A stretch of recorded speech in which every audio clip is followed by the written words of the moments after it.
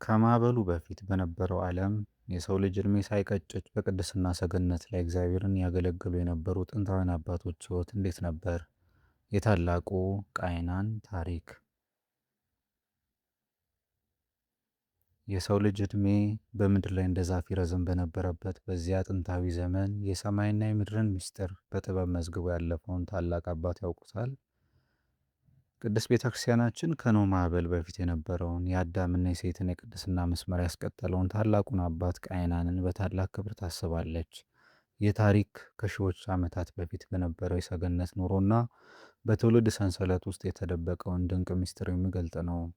ታሪኩ እንዲህ ነው።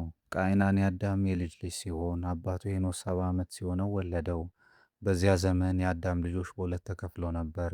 የቃይን ልጆች በምድር ላይ በኃጢአትና በባዕድ አምልኮ ሲሰጥሙ፣ የሴት ልጆች ግን የእግዚአብሔር ልጆች እየተባሉ በቅድስናና በንጽህና ይኖሩ ነበር። ቃይናንም በዚህ በቅዱሳኑ መስመር ተኮትኩቶ አደገ።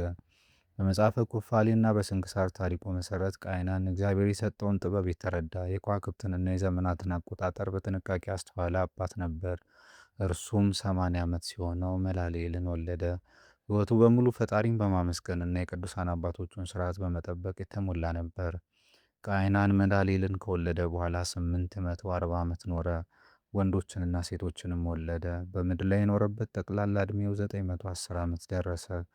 ይህ ሁሉ ረዥም ዘመን ግን ዝም ብሎ ያለፈ አልነበረም። እርሱ የአባቱን ሄኖስን የአያቱን የሴትንና የቅድመ አያቱን የአዳምን ታሪክና ተስፋ ለሚቀጥለው ትውልድ ያቀበለ ታላቅ የእምነት ድልድይ ነበር። በመጨረሻም በሰኔ 13 ቀን በሰላም አረፈ። ከእርሱ የወጣ የቅድስና ሐረግም ሳይቋረጥ እስከ ኖህ፣ ከኖህም እስከ አብርሃም፣ በመጨረሻም ያለ መድኃኒት እስከሆነው እስከ ጌታችን መድኃኒታችን ኢየሱስ ክርስቶስ ድረስ ደረሰ። የብሉይ ኪዳኑ ጻድቅ የአባታችን የቃይናን ረድኤትና በረከት ከሁላችን ጋር ይሁን።